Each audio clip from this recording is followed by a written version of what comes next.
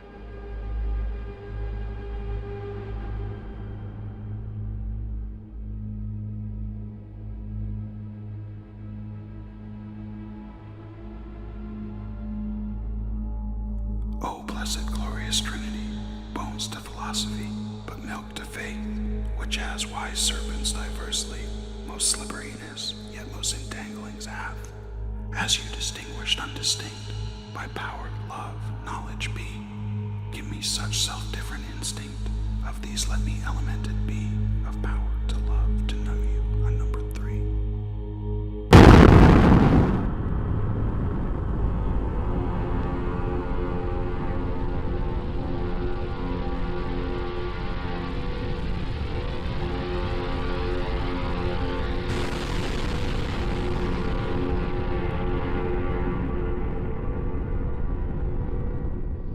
Few people laughed. Few people cried. Most people were silent. I remembered the line from the Hindu scripture, the Bhagavad Gita. Vishnu is trying to persuade the prince that he should do his duty, and to impress him takes on his multi-armed form and says, "Now I am become death, the destroyer of worlds."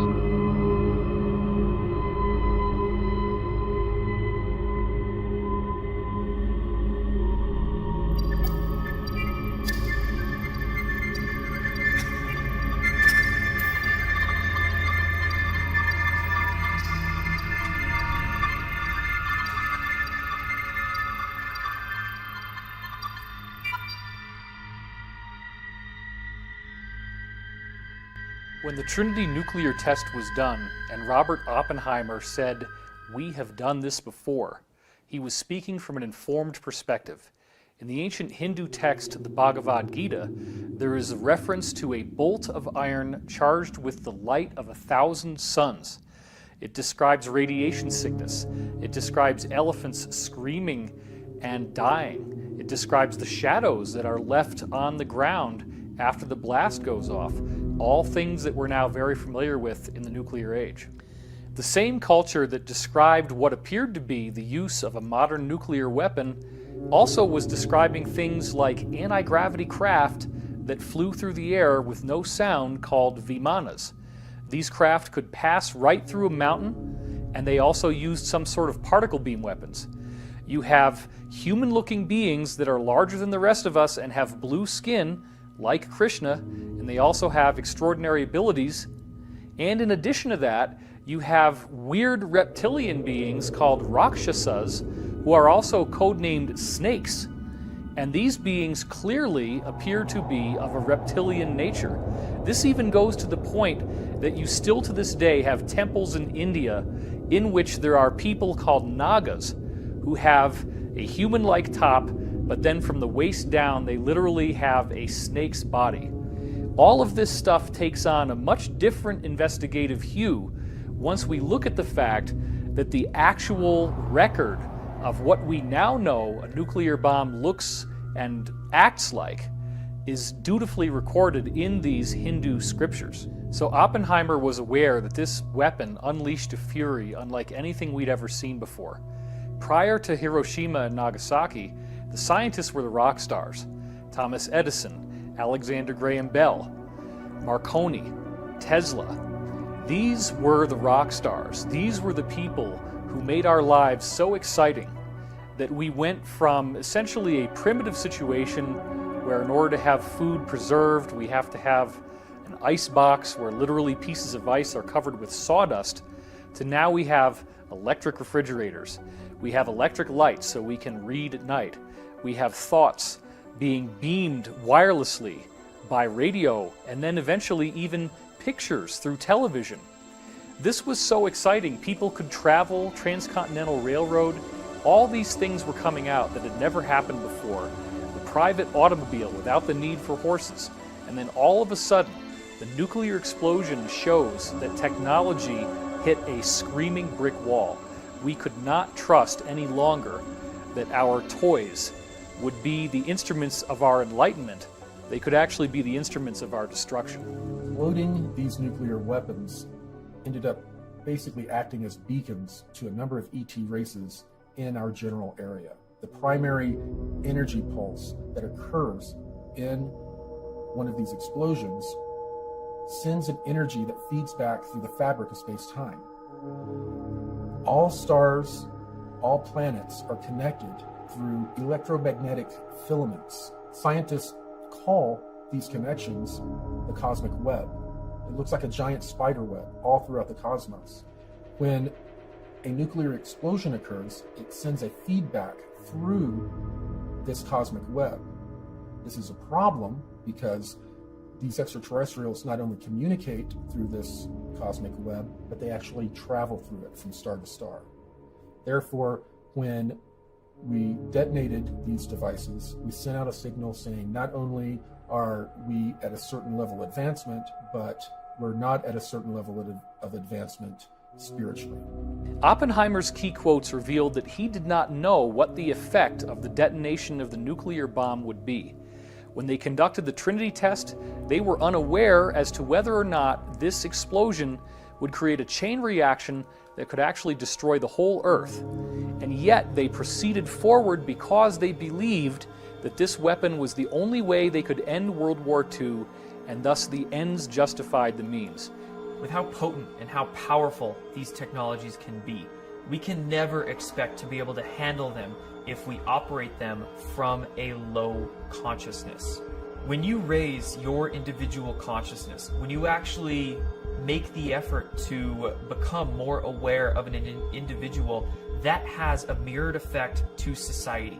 It's a law of correspondence, as above, so below. So when you become more conscious of an individual, that makes society itself raise in consciousness. And when each one of us, every single one of us, begins making ourselves more aware, society itself is going to become more aware. Multiple insiders with credible military and corporate backgrounds have said that extraterrestrial spacecraft have appeared over nuclear missile installations and have completely powered them down.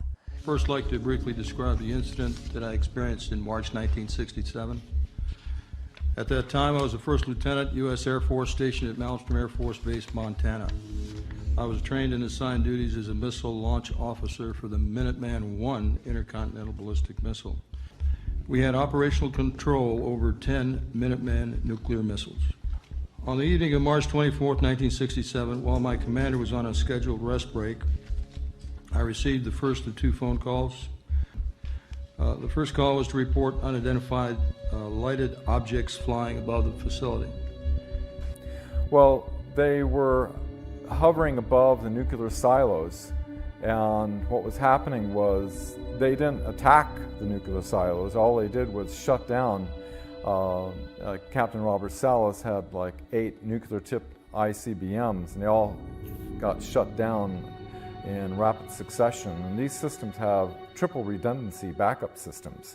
So, and the guards up topside were with their weapons drawn with a glowing red saucer above the silo. And then the UFO then went 60 miles to the other base and shut down their nuclear missiles as well. This has happened more than once. This happened in Brentwaters in the UK as well. What most people haven't heard came to me from two insiders, Bob Dean and Pete Peterson, where both of them independently told me that in the year 1990, all of the nuclear warheads in the US and in the USSR completely melted down, became radioactively inert, and even the missiles themselves would just sputter around and wouldn't even fly a straight trajectory anymore. Right during this same time that all of these nuclear missiles were literally melted down inside the warhead, we also have this amazing formation appear on a dry lake bed in Oregon. The Idaho National Guard has a huge mystery on its hands, and that is our top story today. During routine photo reconnaissance missions over Oregon, RF-4 jets spotted and took photographs of a huge carving in the desert over 1,000 feet across. It has everybody talking. I mean, this is just something that, well, it chills you. How would somebody do this? It's incredibly time-consuming. A lot of expertise involved, had to take a long period of time, and maybe a lot of money. From point to point is exactly 11.5 degrees. Exactly. And the outer ones, they're exactly 23 degrees apart. Exactly. No variation. No variation. And there's something else puzzling here, something that you do not see. You do not see tire tracks, the kind of tracks that might be made by a tractor or a plow. No tire tracks, and no footprints. In Oregon, I'm Walden Kirsch for NBC News. The reality is that this is the same type of thing that's being done with crop circle formations, but on an even more impressive scale, and that mark was a symbolic statement from the ETs. The mandala, remember, is supposed to be a symbol of the cosmic mind, a symbol of the creator, the origin of the universe, the geometric nature of how everything unfolds. So they're giving us a message. They're showing us that they will make sure that we stay on track for this positive future that's been promised to us in over 35 different ancient cultures around the world. Ladies and gentlemen, the President of the United States. Good evening, my fellow Americans. In the councils of government, we must guard against the acquisition of unwarranted influence, whether sought or unsought, by the military-industrial complex. The potential for the disastrous rise of misplaced power exists and will persist. We must never let the weight of this combination endanger our liberties or democratic processes. We should take nothing for granted. Only an alert and knowledgeable citizenry can compel the proper meshing of the huge industrial and military machinery of defense with our peaceful methods and goals, so that security and liberty may prosper together.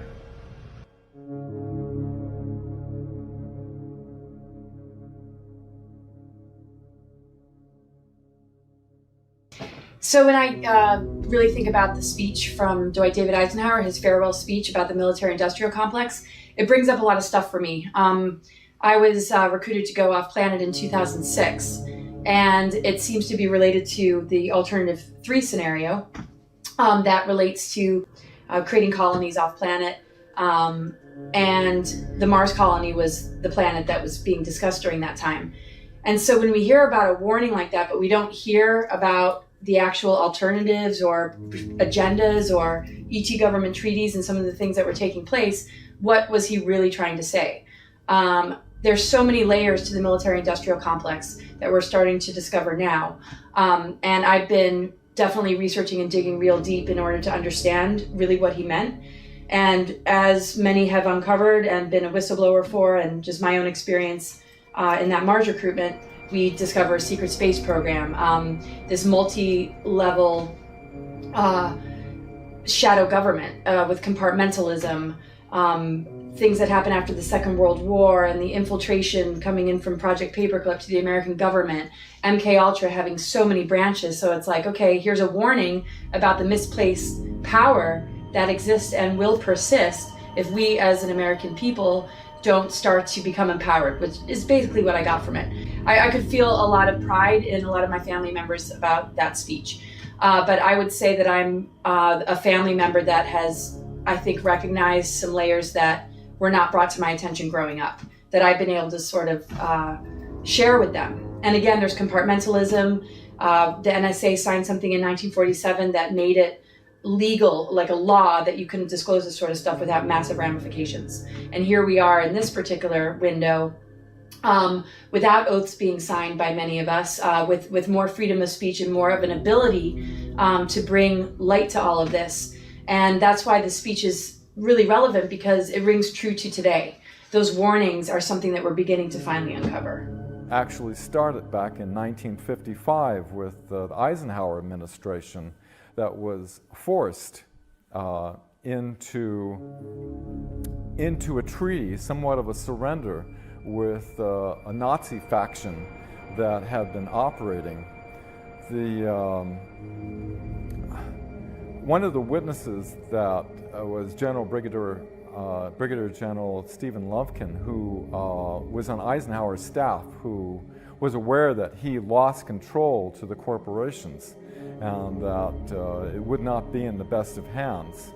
And so once this treaty was signed, Nelson Rockefeller restructured the whole CIA MJ-12 operations. So now our legal government is no longer in the loop. They also replaced the complete MJ-12 group that was originally set up by President Truman with Allen Dulles as MJ-1, or head of the MJ-12 operations of all people, who was highly instrumental in the Nazi infiltration. What happened was, when this happened, all of the reverse engineering operations that were Wright-Patterson Air Force Base in Ohio were moved to Area 51 and S4, where Eisenhower realized that he had lost control when he attempted to look into it. He was denied access. Here, a five-star general was really pissed, so he threatened to invade Area 51, where the First Army out of Colorado. And until they allowed two agents to give a report of what's going on over there. And what they found was that several craft were being reverse engineered that were extraterrestrial and German origin. One of the ways that the Nazis obtained their advanced technology before World War II was through the use of a channeler called Maria Orsic. Maria Orsic was channeling telepathic messages from extraterrestrials that were offering her plans and schematics to actually create anti-gravity craft. Maria Orsic channeled this information for the Occult Vril Society in Germany. This information was later used by these German secret societies to build out many of their crafts. because they were focused more on the qualitative superiority rather than the quantitative. They were more focused on having more advanced technology rather than more tanks and boots on the ground. They were losing the ground war in Europe, but they were obtaining the more advanced technology. And to save that technology, they took it down to Antarctica pre and during World War II. In the late 1930s, the Nazis had an expeditionary group go down to Antarctica, and they found some very interesting things. They found a region under the ice that was created by geothermal heat from volcanoes, and there would be 3 miles of ice, and a few thousand feet above ground level would have been melted by the geothermal heat, and the rest of the ice acts as an insulator, causing it sort of like an igloo effect, and the dome would grow from the heat, the geothermal heat, and it would melt and run under the ice, and that was some of what was lubricating the ice and causing it to move. But underneath these areas, they were finding perfect areas to build submarine bases. So not only did the Nazis build out submarine bases, as they developed more and more of their space program, they developed out a massive spaceport. After these spaceports were developed, and the Nazis had handed it over to basically the Americans began to develop more and more research and development bases in Antarctica. In the late 1950s, a treaty was signed that stated that Antarctica was only to be used for peaceful research. Well, we were basically arriving and digging giant holes under the ice in various areas and building out these giant complexes, much like I think it was called Project Iceworm back in the 1960s, where in Greenland, the United States Army Corps of Engineers was building out an ICBM base hidden under the ice, and it was very sophisticated. I'm told that they were very similar in when they were built and how they were built to the buildings that were built in this program. Companies that were given access to these R&D bases began to develop NBC testing, they called it, nuclear, biological, chemical testing, which in the programs usually translates into them working with clones, working with different chemical compounds to affect how people develop psychologically or physiologically. So a lot of very, very dark scientific programs began to be developed down in Antarctica, and indeed are going on to this very day.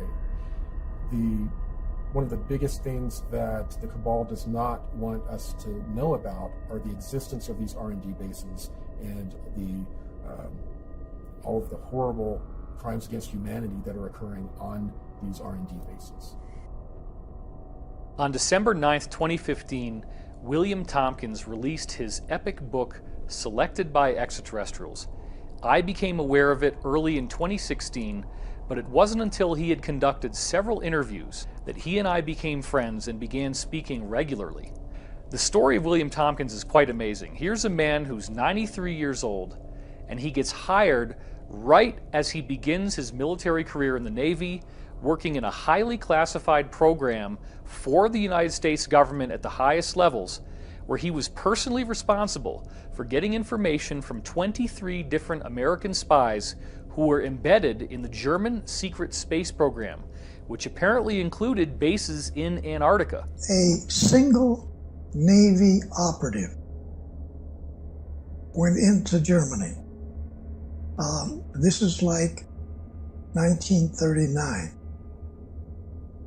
He didn't believe this, but there was very strange organizations and different research groups all over, not just Germany, but in the occupied countries too. And strangely enough, Germany was putting in production fantastic vehicles. They didn't have wings on these aircraft. They didn't have empennage or tails. They had landing gears. Some of them were triangular shaped. Some were rectangular shaped. Some were round shaped, like a saucer. And so he, being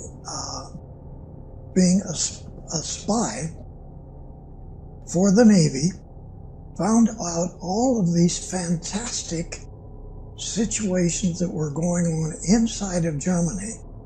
And this is an important point. Instead of him going to his boss, coming back to the United States, he went directly to the Secretary of the Navy, Forrestal. Forrestal gets tapped on the shoulder. He gets told, don't select a Navy officer to head up these operatives. What? He's told to select somebody who had never been in Annapolis. Now, almost every Navy officer, whether they're a one-star or a lieutenant commander, they've all been through Annapolis to learn how to be a Navy officer. It turns out Forrestal is told that every book in the libraries, every book in the colleges, every book in the universities, every book on this planet is misinformation. It's misinformation. So, which is initiated by the Draco reptilians as far back as 6,000 years ago. The reptilians really came into control and started to be able to manipulate what was going on the face of the planet about 6,000 to 7,000 years ago. It is true that they have different masking technologies to be able to be in a room and look like a human, but usually they're in underground bases in various places on the globe, as well as in a huge area in Antarctica. The southeast region has a large number of underground caverns that are kept extremely warm, too warm for humans, by geothermal heat. It's a perfect place for all of these colonies that the reptilians have. They're basically cities, huge cities with millions of them. So, the Secretary of the Navy selects Rick Obata. He's not even an American. He comes over here with his family. He goes to school here. He goes to the second year in high school. He leaves school.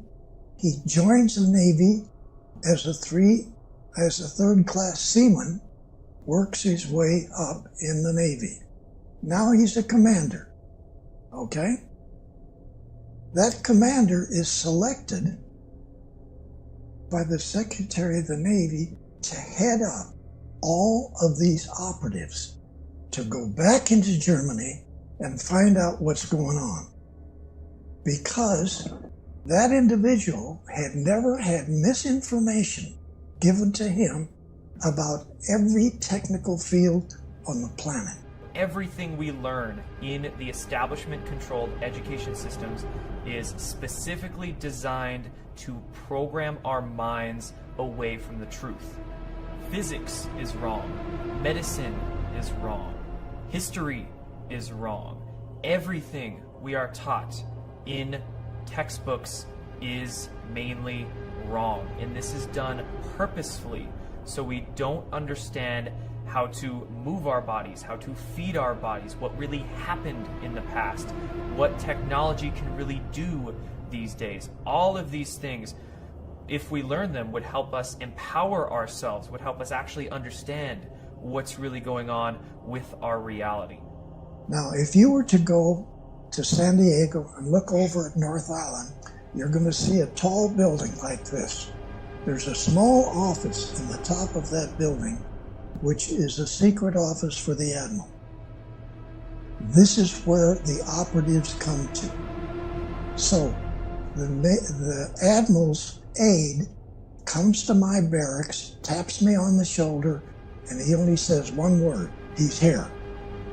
We drive over to that building, we get up to the top, we go into this conference room, a small room. Admiral Ricobata sits here, I sit here, and one of 3 other bosses that I have are all captains. So now I have 3 captains as bosses, and now a 2-star admiral. He just got another raise. Wow. He just came back from Lockheed. He just came back from Scripps Institute. He just came back from all the aircraft company. Wow. Now he's got these operatives coming in. So the operative sits on the other side of the table. He discloses to us these fantastic things that Germany is doing that make no sense. Now I have 8 girls and 3 PhDs as a group. We put together a package from what the operative brings back. Some of it is photographs. Once in a while, it's a manual, hardly any manual. A couple of manuals were not even in English, German, or any other language. They were extraterrestrial hieroglyphics. You see all of this stuff. You hear it. You understand what the Germans are doing. They didn't just get documents from the extraterrestrials. They got brand spanking new space vehicles. Here's one. Here's another one. They brought these. They take you inside. They show you how to drive it.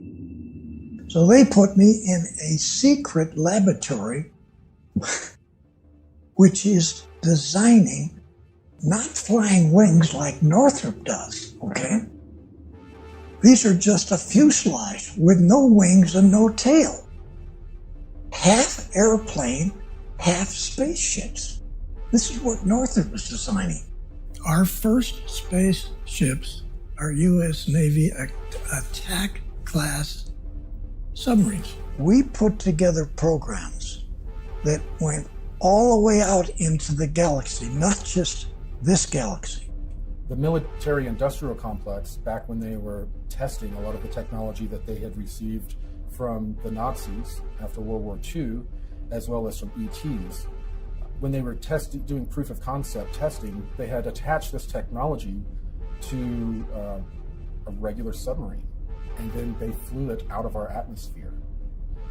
That was the first time that they were really able to fly a vessel out of our atmosphere using electrogravitic technology. The reason that they used a submarine was, of course, because they were self-enclosed.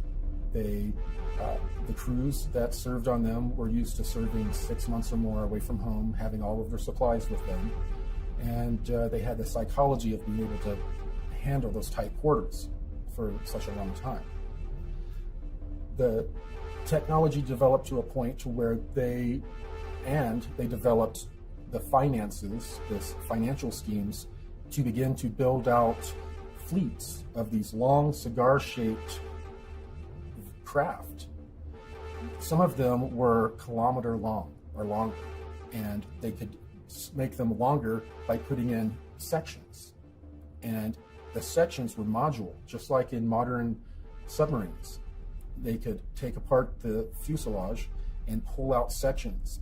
It could, one of these modules could be set for like 3 or 4 months as a laboratory for a bunch of different scientific programs. And then at its next time at port, the modules are swapped out, and then it's a hospital ship. The modules are swapped out the next time, and it's a troop transport, or it's just a long-haul freighter. So these ships are very modular, and in the beginning, they were using power systems that were nuclear. Then they moved to thorium type of electrical generation. And then they moved to some sort of 0-point electrical generation. And that is what they currently use. This is totally unreal that this happened like in 1942 on this planet.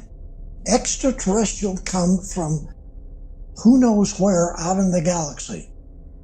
Germany gets to be the country that these Draco reptilians pick out to do two types of missions. One, to remove all of the people that Hitler didn't want in his country, and every one of them around the planet. Two, to take every man, woman, and child on this planet and put them in slave factories, men, women, and children, to build and construct all these different types of Draco Navy space battle group ships. This may sound like insanity. This is what happened. He had concluded from what these insiders were telling him that the Germans had actually made treaties with a highly aggressive and highly negative reptilian humanoid race that they've called the Saurians or the Draco. This treaty involved the Nazis actually being given workable technology that is built with our own conventional systems. They use a sort of mercury turbine, or type of mercury called red mercury.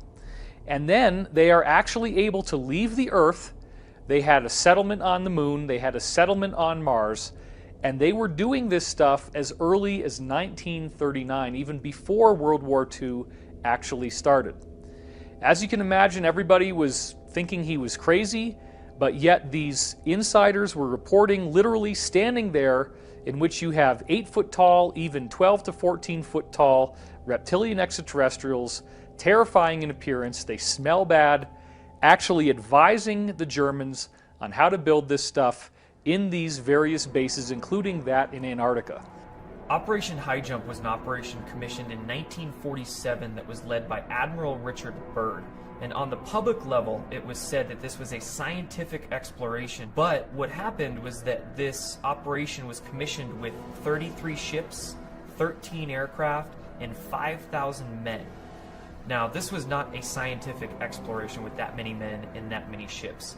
What Operation High Jump actually was commissioned for was to go down to Antarctica and basically root out the Nazi installations that they had built pre and during World War II. The DC flyover was an event that occurred over successive weekends in July of 1952 in Washington, D.C. And what had happened was that there was a mass sighting right over the Capitol building in Washington, D.C. There was many lights in the sky. Now, many people believe that this was a UFO or an extraterrestrial incident, but in fact it was not. It was German saucers, German craft that were flying over the Capitol building and essentially forcing the hand of the Americans to accept many of these Nazi scientists into their control structures. When many of these Nazi scientists came into America after World War II in Operation Paperclip, they infiltrated into basically every power structure in the United States, government, media, medical systems, basically everything. After World War II, James Forrestal went to Germany to tour many of the research facilities that the Germans had over in Europe, and John F. Kennedy actually accompanied him on those tours. Some believe that Kennedy was actually given information by Forrestal about secret space programs and the UFO phenomenon. And near the end of James Forrestal's career, he was also embroiled in many policy struggles within the United States government. He wanted to disclose the UFO phenomenon and the technologies associated with it. It was said that he committed suicide by jumping out of a high-rise hospital that he was staying in at the time of his death, but of course many people are also believing that he was actually pushed out of the window and in fact assassinated to prevent him from working to disclose these technologies in UFO projects. They had a really troubled Eisenhower that passed over the torch over to Kennedy, before leaving his famous speech of, beware of the misplaced powers when the industrial military complex, and that only an alert and knowledgeable citizenry can protect our future liberties and freedoms. Kennedy, with his background in Office of Naval Intelligence, and documents show that he was aware all the way back to 1942 of operations happening. Kennedy had Allen Dulles as the CIA director. Finding the nefarious activities that Allen Dulles was doing, he eventually fired Dulles and was replaced with John McCone. Because Kennedy was trying to look into these activities, Allen Dulles set up an assassination directive that was revealed in what was called the Byrne Memo, one of James Jesus Angleton's memos that they were attempting to try to destroy all. One intelligence operative was able to pull it, basically saying that Lancer, or the code word for JFK, has been looking into our activities. This we must not allow. This group was working with the group that was with the Treaty of 1955. So when Kennedy put forth a top secret document to the CIA director looking into the MJ-12 and CIA operations with the extraterrestrial, he was silenced with an assassination 10 days later. Years went by. By the way, the Warren Commission, which, Kennedy's famous piece of infiltrated monolithic conspiracy and beware of the dangers of secrecy and secret societies, ironically, the Warren Commission, who said, we have a lone gunman that did this, was all made up of 33rd degree Freemasons. And afterward, the CIA put out a memorandum to its operatives to use the term conspiracy theorists for anybody questioning, and it's used today as a common ploy to discredit people who are questioning the situation.